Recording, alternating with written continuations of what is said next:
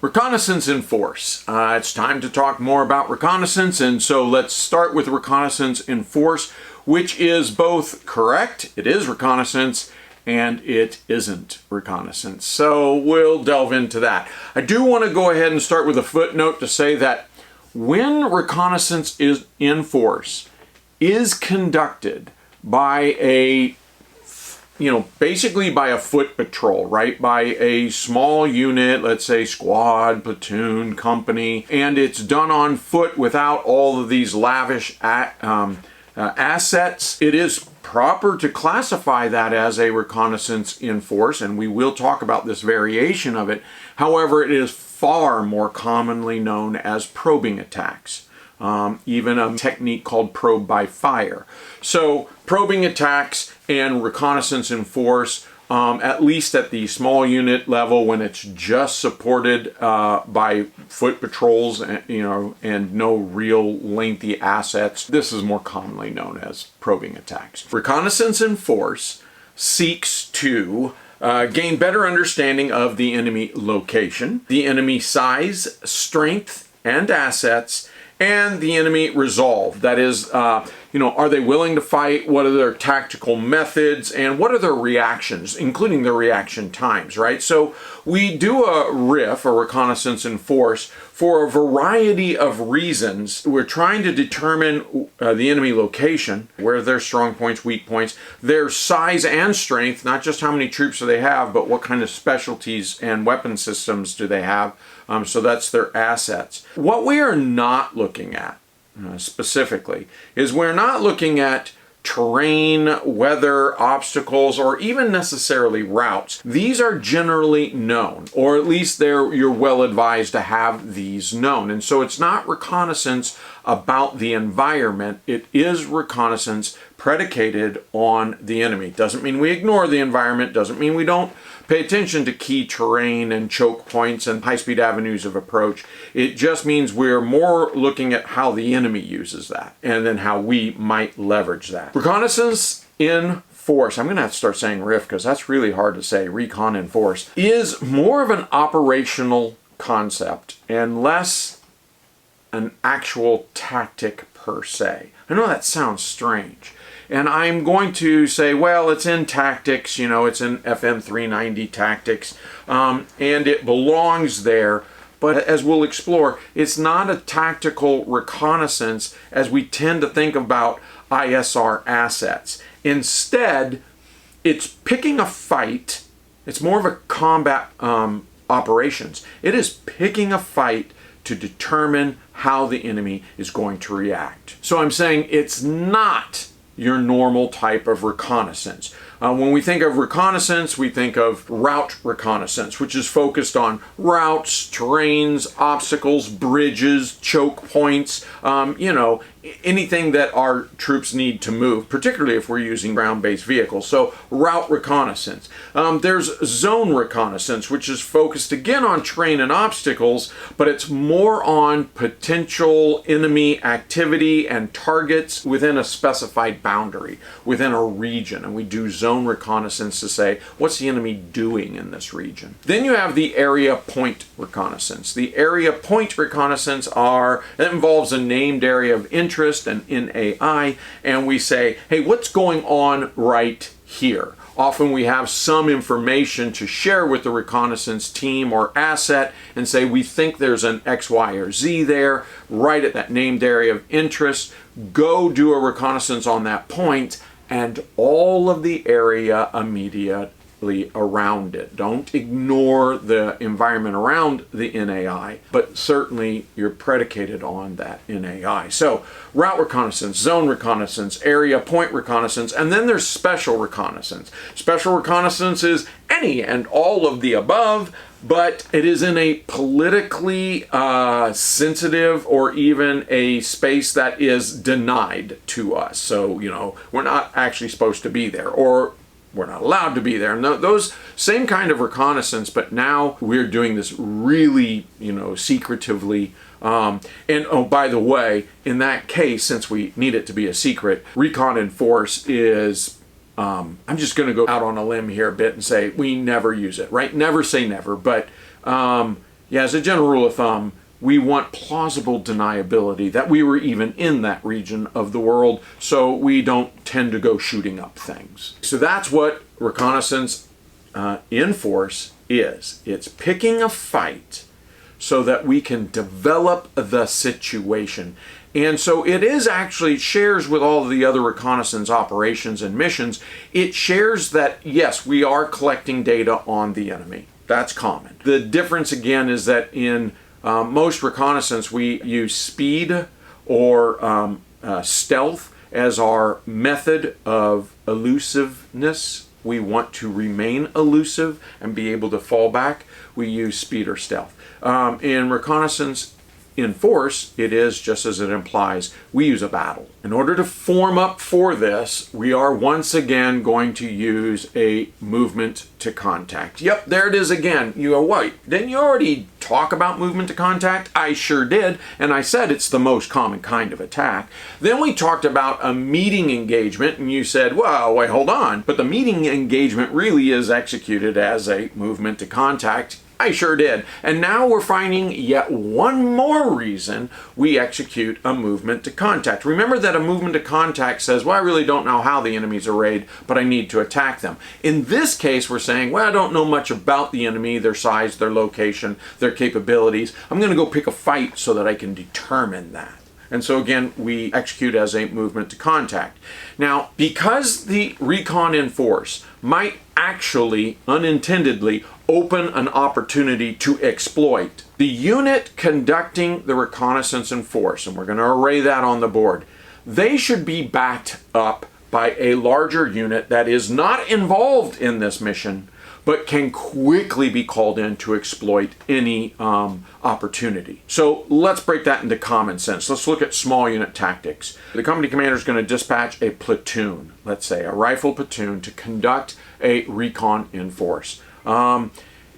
If that company commander does that, then the company commander has everybody else ready to move with the, given a heads up, giving a warning order that, hey, if there is an opportunity to exploit, be prepared to transition quickly from whatever we're doing, peeling potatoes, defending the line, watching a movie. We're going to transition quickly so we can go to link up with our forward platoon conducting a recon in force, and then we'll go ahead and they'll help us identify the enemy vulnerability and we'll exploit that gap. So keep that in mind. It's tiers. We've got a rifle company with its command team and 2 whole platoons way back there. We can call that in reserves, or actually probably dedicated to something else, but they may have to give that up real quick.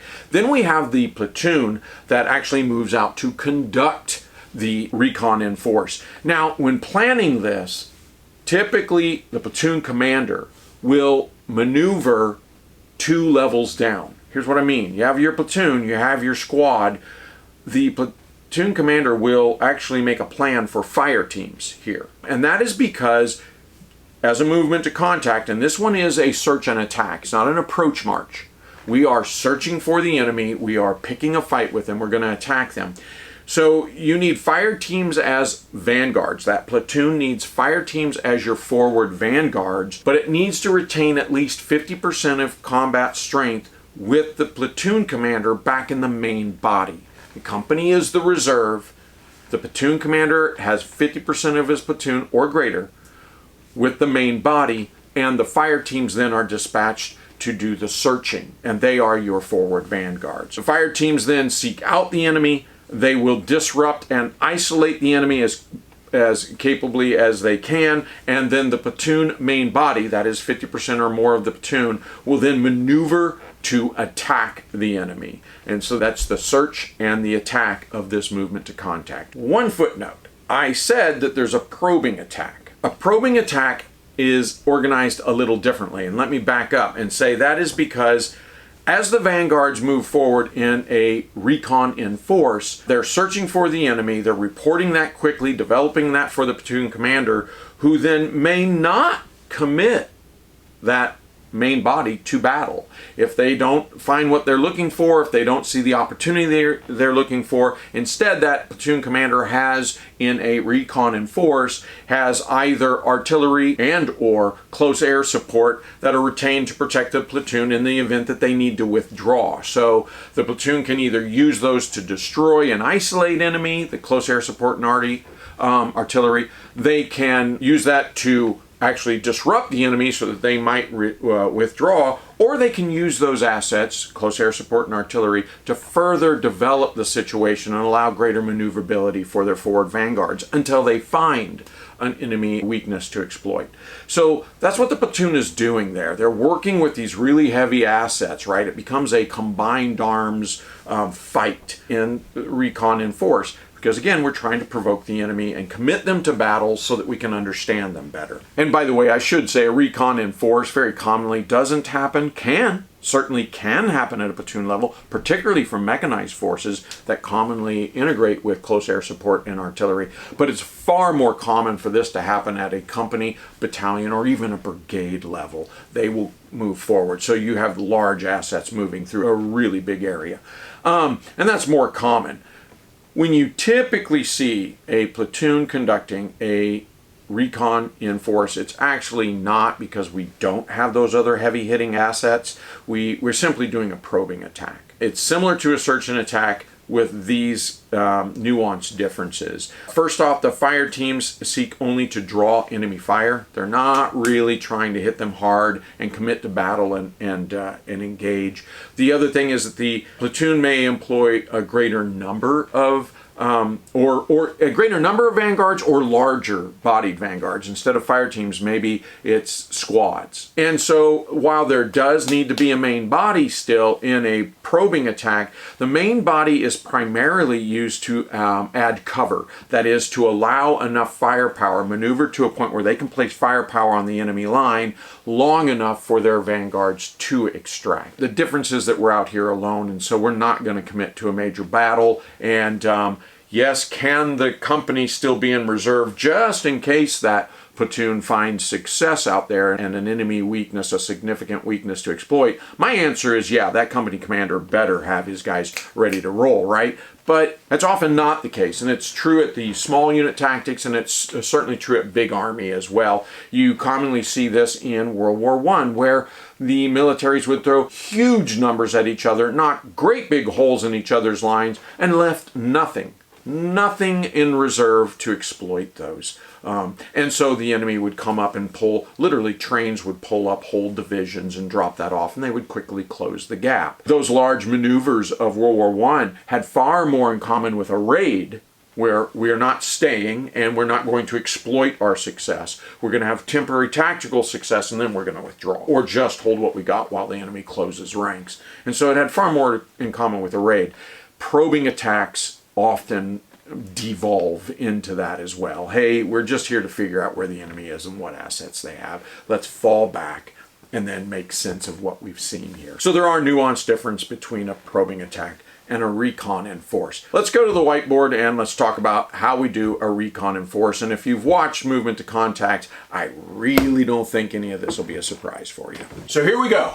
We've got an area that we know there's enemy, or we suspect there's enemy movement in here, but we don't know what they're going to do, how they're going to react, where they are, what their size is, what their activities are, what their capabilities are. We've got a bunch of question marks, and I've just nominally marked them there. What we've got is our platoon over here. Yay! It's us, it's the infantry. You like my bigger, fatter markers? Thank you for all of the feedback. Yes, I've got bigger, fatter markers. Anyway, we've got an infantry platoon over here, and you say, oh, hold on, dude, that's not a platoon because it's got two dots. You are correct. This is a platoon minus a squad. So, all right, so it's called a section in U.S. military parlance, but essentially it is still the platoon. It's just controlling these forward vanguards. So we've got 1, 2, 3, 4 little boxes out here with a tiny little empty circle on top of it, and as you know, that means crew or fire team. So we've got some fire teams out here that are our forward vanguard. Obviously, our direction of movement is this direction generally, and I'm going to give them certain controls. Here I've just notionally drawn in a road.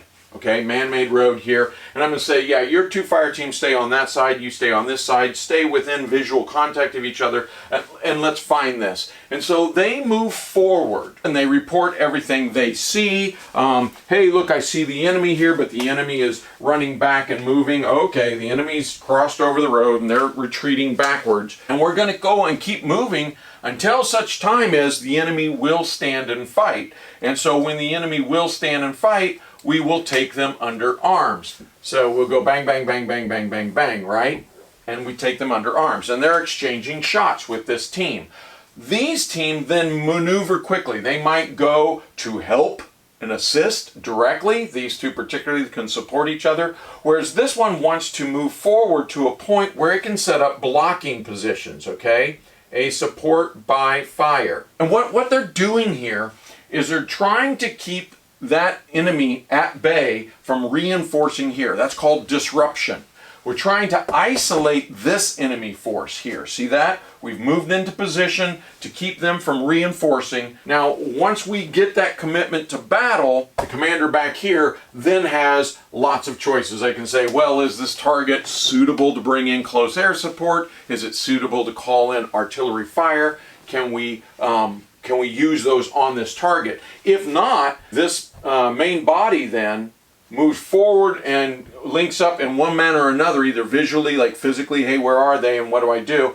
And then it'll move to the side and come in and try to attack. In that case, we'll probably disrupt the enemy by doing our close air support or our artillery here. Ba-bang, ba-bang, ba-bang, ba-bang, right? We want to make sure that we trap these people. We're trying to keep them from reinforcing these. So as the enemy pull back, we want to make sure we're biting off sizes of enemy force that we can then control. We can come in and shoot them all up. Those are explosions, by the way, for those who are uninitiated into the artwork of explosion, looking down. So we're using close air support or artillery to disrupt them so that, again, we can isolate pockets and then defeat them in detail. That's the magic of a movement to contact, of course. However, let me point out that this platoon is doing that, saying, okay, at some point, I am looking for signs of culmination. I'm winning less battles or less engagements than I was initially. Or I'm taking on casualties that are uncomfortable for me now. Or I'm running low on supplies, critically ammo and water. You're looking for signs of culmination where you say, okay, this is good. I can come back now and say, here's how the enemy fought. Here was their resolve. They ran away when X happened, but they stood and fight when Y happens. Here's how they used the train. Here's how they used their resources. So you are still gathering information. This whole thing's a reconnaissance in force. Now, the more important part is way back here, or at least equally important part is way back here. There's even a bigger unit. And that's the rest of the company. Should this platoon commander wind up having pretty significant success, not just in killing in the enemy, but identifying and exploiting some vulnerability, then we need quickly for this rifle company to transition from whatever it's doing. You're in a defense, nope, now you're in a movement to contact with the rest of us, so that we can come in here and exploit that. And that's really it. That's how reconnaissance in force happens. And if you look throughout history, what you'll find is there's a lot of battlefield commanders who get frustrated with their subordinates and their peers and even higher up because they're not willing to take that risk. Reconnaissance in force has inherent risk. You could lose the battle, right? But ultimately, you use reconnaissance in force to say, how is the enemy going to fight? What are they going to do? What's their reaction? What's the reaction time? But you also got to understand that you just punch somebody in the nose. And so they're going to punch you back. If you punch them in the nose and they go down, exploit that. Continue attacking. And all too often, junior commanders plan a reconnaissance in force without coordinating for help to exploit success. And that's why we sometimes we see this, where we have success here and there was nobody there to come and exploit that success. And that's tragedy. That's actually called catastrophic success, real military term. This is how you array your forces, and this is the purpose, the reason we go into a reconnaissance in force. And yes, once again, I said movement to contact is the most common type of attack, and this is why, just one more reason why we pull movement to contact out of our hip pocket. Okay, thanks for joining us.